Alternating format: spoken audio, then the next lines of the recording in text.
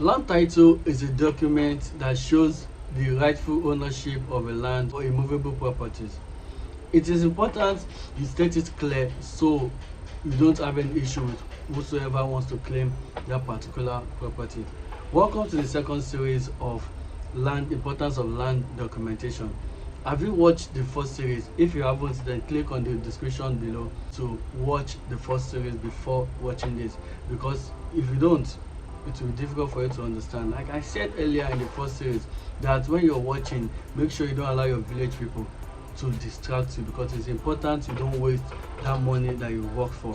So moving forward, we're going to be talking about deed of agreement or deed of assignment. Deed of assignment is an important document you don't want to mess with when investing in real estate, because it shows the agreement or transfer of that particular property from the seller to the buyer.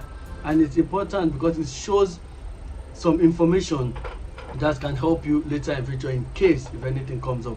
It spells out the date where the transaction is being carried out. It also shows the description, tells the description of that particular property, and also shows the transfer of title to the buyer. So it is very important, but it's so sad when I see people invest in real estate and they don't even know what deed of assignment is all about, because we've seen a lot of challenges. See people come to my office and they want to they're having litigation on some of their properties, and when you ask them, you find that they don't even know what deed of assignment, and they did not even collect it from the seller, which is bad. So you need to be wise and make sure you do the needful. Moving forward, we'll be talking about receipts.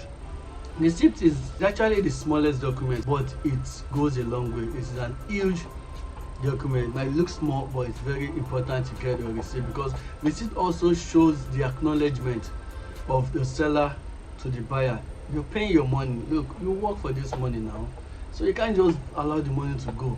Get all the important the rightful documents you're supposed to get. Get your receipts. You know, most of us, when we go to mall, they give us receipts after buying things, and then we just wind down while driving, then squeeze it and throw it away, throw it off the window. You don't do that with your receipts when you invest in real estate. There are some documents you might want to acquire, and you will request for receipts. So receipt is very important. Anything you want to do in real estate, make sure you get your receipt. And most people mix receipt with deed of assignment. They are two different things, so you need to understand how it works. Next is Excision. I'm going to tell us a story, and I want us to sit back, relax, and listen to the story. Again, don't allow your village people to distract you when listening to this story. Before now, traditional families has power when it comes to land, and so they decided who to sell their land to, or who not to sell their land to, or who to lease that particular land to. And so this has been a big issue. The government decided to set in and come up with a law which says land use decree, but now it's called Land Use Act. In 1978, 28th of March, the law states that all land in the state of the federation belongs to the government, which gives opportunity for people to acquire the piece of land that they want to. So land acquisition means that part of land has been released legally by the government to indigenous settlers, and which gives them opportunity to go ahead to process their C of O. But there's something I want us to understand when it comes to excision. A lot of sellers out there claim that their property has excision, that has been exercised.